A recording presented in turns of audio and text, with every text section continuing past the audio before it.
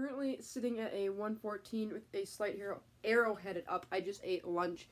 Kind of curious to see what these fruit snacks are going to do to me because I normally don't bolus for really heavily sugared things, but I wanted something really, really light, so I had like some crackers, fruit snacks, and a salad.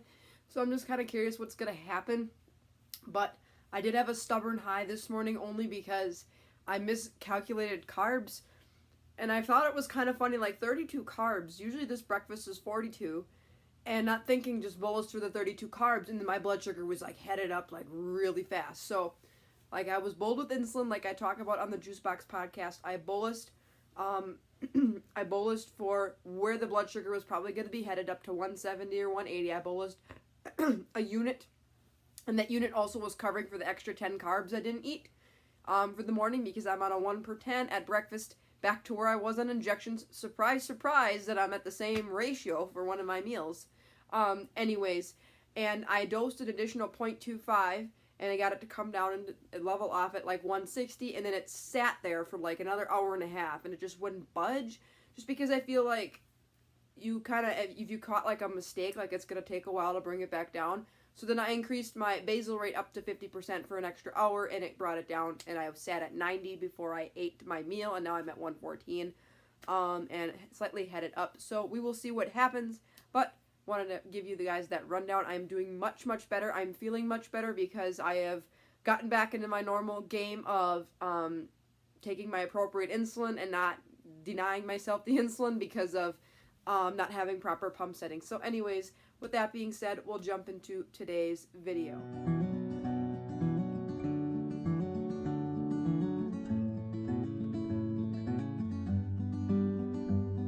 Hey everyone, it's Maddie. Welcome back to my channel. And as you can tell by the title of today's video and from previous videos that you knew that Sunday's video was going to be all about basal insulin testing.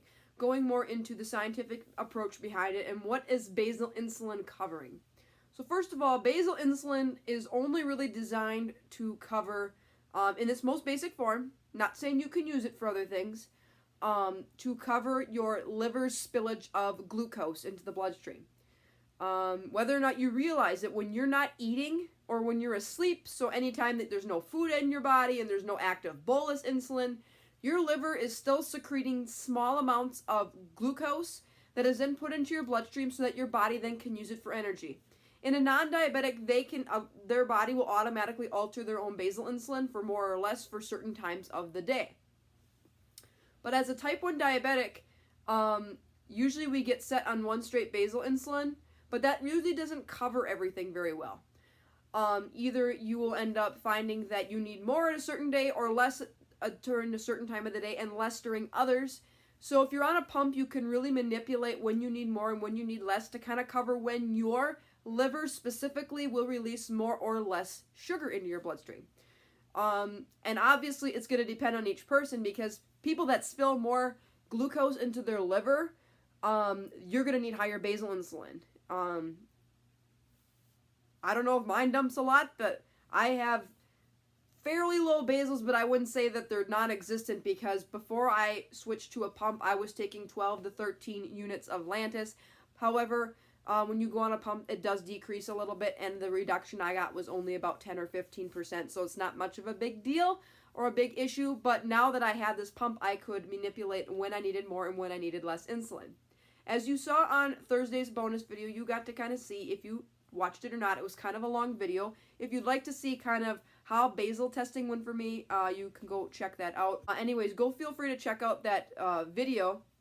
But basically what you have to do as a type 1 diabetic in order to see how your basal insulin works, or if you're getting too little or not enough, is to see what happens when you're not eating. And you're going to look for a huge blood sugar fluctuation, more than 25 or 30 milligrams per deciliter, which for those of you that use millimoles, that you're looking for a change between 1.5 to 2 millimoles per liter. You're looking for a pretty significant swing without any bolus insulin in your body or without any carbohydrates or food in your body. You can drink water and have non-caloric foods. I just chose to drink water for the main portion of this test. But basically you fast in increments. So one night, take a look at your overnight. See what happens for them 8 or 9 hours. And then if you need to make adjustments, you adjust based upon where you're set. They recommended, because I'm an adult, to adjust by 0.1, and that's what I did. And then obviously if 0.1 was too much of an adjustment, you can back down. On the Omnipod, you really have only two choices. Like if I, like for one part of the day, you guys saw that I didn't need a 0.4, I needed more like a 0.3. Well, I actually went back and reevaluated that and figured out that 0.3 was just too little, because I was floating at 140 to 150, and I didn't want to float at that level. It's not like it's not a stable level, but I wanted to bring that down to a little bit more non-diabetic level. So I choose now to float between 110 and 120 during those hours if I choose not to eat. So I bumped that up to 0.35, and that's my only other choice, and it seems to be working pretty good. But if you're on like a Medtronic or a Tandem pump, you can do like 0.31, 0.32. You can like really get nitpicky and dial in super precise, which is cool, but my body doesn't seem to mind just being able to adjust by 0.05. It doesn't really seem bothered by it. But that's what basal testing does, and that's what its purpose is. It's designed to keep your blood sugar steady and stable, and to help your body use the sugar that is stored that is released from your liver to be put into the cells for energy. The reason why the liver does this is because obviously if you're not eating anything, you still need glucose for your cells. In order for your brain, your heart, all your organs and all your vessels to function, you still need glucose. And if you're getting appropriate amount of insulin, your body will use that glucose from the liver and put it into your bloodstream. Like I said, a non-diabetic's pancreas will vary that depending on what's going on during their specific time, so their body will automatically kind of adjust that. And I foresee, before we get into an actual cure for type 1 diabetes, I foresee a lot of that artificial pancreas where you have a continuous glucose monitor and an insulin pump that adjust, and then my blood sugar's headed up really fast now, that adjusts for everything based upon kind of what's going on in the short term or long term. So like if you overdid something, it would kind of compensate and add more basal in the background. So that's how it kind of runs down, and that's what basal testing is. So how do you do it? Like I said, you have to fast for a certain period of time and then monitor your blood sugar every hour. You do not want to do it in your menstrual period. If you are a lady, stay away from it during the week of your period and 2 days before. You want to avoid caffeine. No heavy or unusual exercise during the time you are fasting. You cannot consume any food unless it's non-caloric food, which I don't know what that would be. Cucumbers. But the best thing you can do is just drink water. That's the easiest thing you can do. You're looking, like I said, for a rapid change in blood sugar. So if your blood sugar starts at 110 and it drops or rises to 150 and then rises to 180, you know that during that chunk of time, whatever chunk you test for, you need a significant increase in basal insulin, depending on what your liver is doing at that time. For me, particularly the morning time, and for a lot of you would say the morning time, you probably need a little bit more insulin than normal, because your body's more insulin resistant because of the dawn phenomenon and because of a few other things, and it makes a world of difference of what's going on with everything. I wanted to show you what I meant by a circadian rhythm and what peak and valley look like. So a circadian rhythm means a nice, smooth, gentle flow. That's what a non-diabetic's pancreas does. It said it matches based upon what's going on exactly, although we can't quite do that yet unless you are looping or you're in a trial for an artificial pancreas where it's kind of automatically adjusting that for you. But when you create your basal profile, as you saw in mine, you should have one significant peak and one significant valley.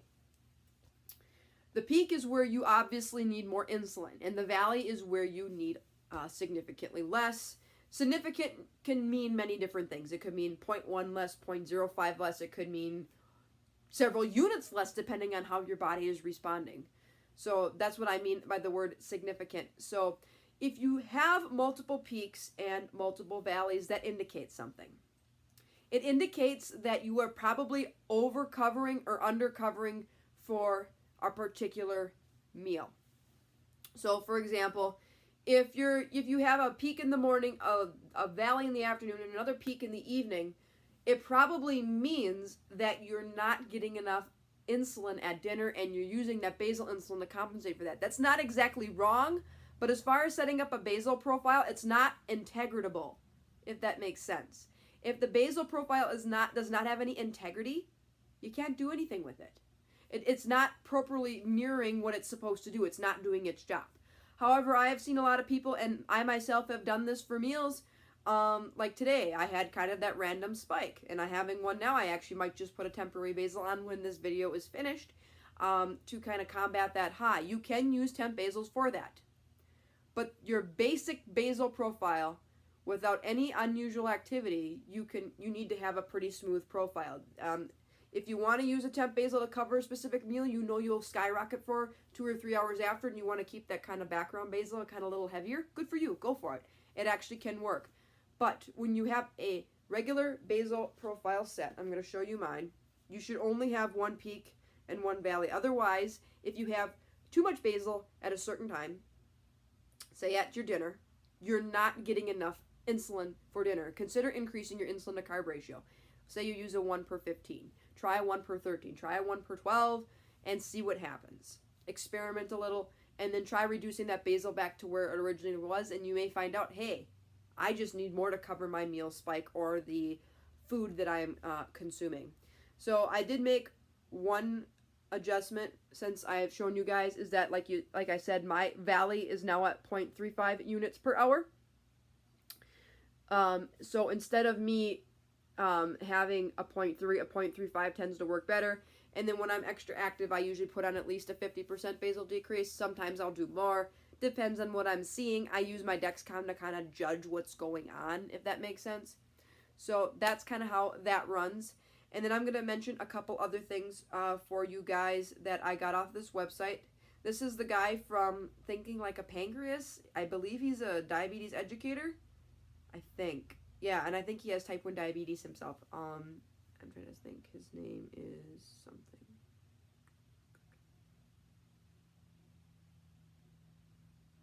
Anyway, I don't remember his name. The only other thing I did not mention is you need to make the change before you see the change.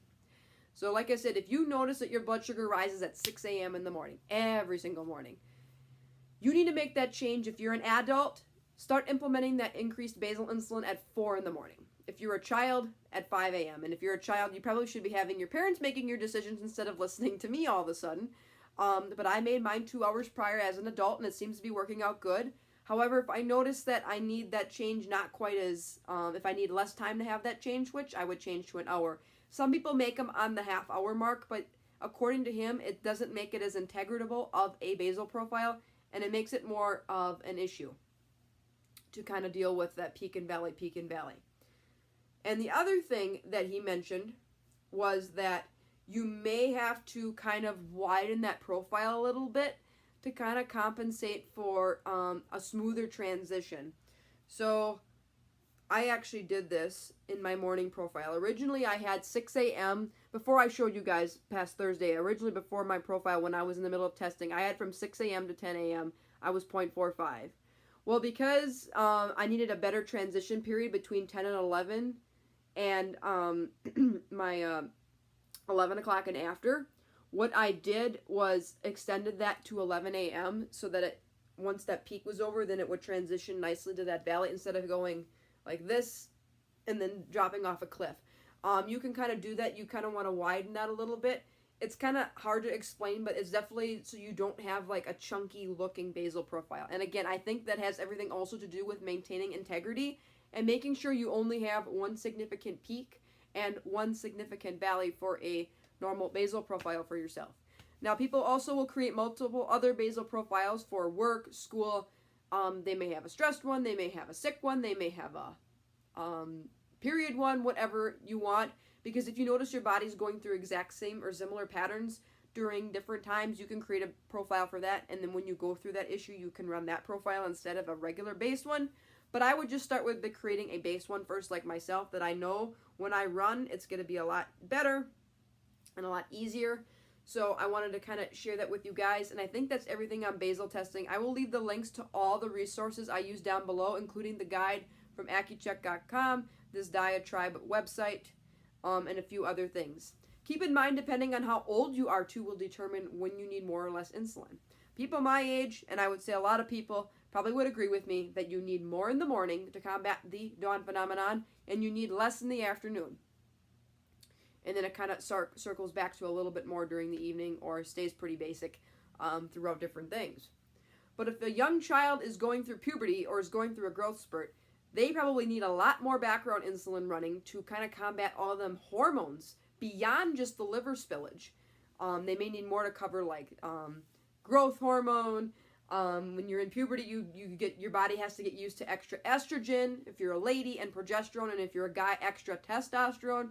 So people that are younger are probably going to have more background insulin, only because their body is also fighting hormonal surges. I personally never had to deal with this because I was way finished up with puberty by the time I was diagnosed with type 1 diabetes at the age of 19. I had my period was all set. Everything was done. I was done growing. I was done with all the maturation that you go through. So I didn't really have to deal with that so much. But those of you that probably have had type 1 diabetes since a young age probably know what I'm talking about, that you probably went through a period of time where it was really, really hard to control your blood sugars because of hormones and growth and such. So I want to let you guys know that. And I hope this video kind of helped you understand the scientific approach behind basal insulin. Like I said, you can use temp basals for meals or for stress in a temporary period, but you need to get a good profile before you can figure out anything else. Because if you're going low in between meals or too high, that signifies that you need more or less insulin at a certain time, because you're getting too much when your liver's not producing enough sugar to compensate for that insulin, or your liver's overproducing glucose like in the morning, and you're not getting enough and you're going high. So I hope you enjoyed this video. If you did, give it a big thumbs up. Feel free to hit that subscribe button down below. I post videos every single week about diabetes plus more. Stay tuned for tomorrow when I delve into my month 3 review of the Type 1 Diabetes Diabetic Health Journal. And until then, take care, God bless, be kind, spread positivity, and be thankful. Bye, everyone. P.S. I just took a correction because the fruit snacks are no good for your blood sugar. Even with the pre-bolus, it does not work. Skyrocketed. I am 194, double arrows headed up.